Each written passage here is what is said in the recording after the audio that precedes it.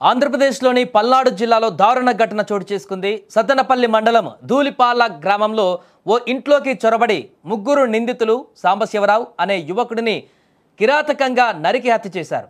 ఈ దాడిని అడ్డుకునేందుకు ప్రయత్నించినటువంటి ఆయన తల్లి కృష్ణకుమారి పైన కూడా దుండగులు దాడికి పాల్పడ్డారు. ఈ ఘటనలో ఆమెకు తీవ్ర గాయాలు కాగా ఆసుపత్రికి తరలించారు. అయితే చికిత్స పొందుతూ ఆమె కూడా మరణించింది. సాంబశివరావు ఆయన ఇంట్లో తల్లి ఉన్న సమయంలోనే దుండగులు లోపలికి ప్రవేశించి వారిపై విచక్షణారహితంగా దాడి చేశారు. ఈ దాడిలో సాంబశివరావు అక్కడికక్కడే మృతి చెందాడు. అనంతరం నిందితులు అక్కడి నుంచి పారిపోయేందుకు ప్రయత్నించారు. అయితే హత్య చేసి పారిపోతున్నటువంటి నిందితులను సమీపంలోని చాగల్లు గ్రామస్తులు గమనించి వారిని పట్టుకున్నారు.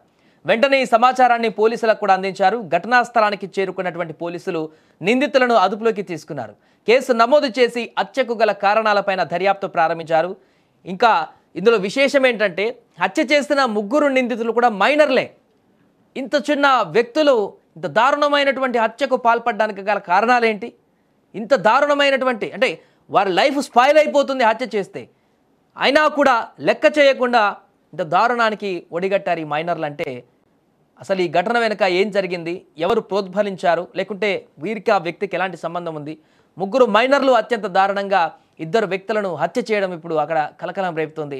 ఏదేమైనా కూడా ఇంత దారుణమైనటువంటి సంఘటన అయితే అక్కడ స్థానికంగా ఒక్కసారిగా భయభ్రాంతలకు గురి చేసింది. అక్కడున్న వారందరినీ కూడా చాకచక్యంగా అక్కడున్న స్థానికులు గమనించి కొంతమంది పారిపోతున్న ఈ ముగ్గురిని పట్టుకున్నారు. హత్య చేసి దుర్మార్గంగా ఆ వ్యక్తిని అదేవిధంగా వారి తల్లిని హత్య చేసి పారిపోతున్నటువంటి సందర్భంలోనే అతను పట్టుకున్నారు.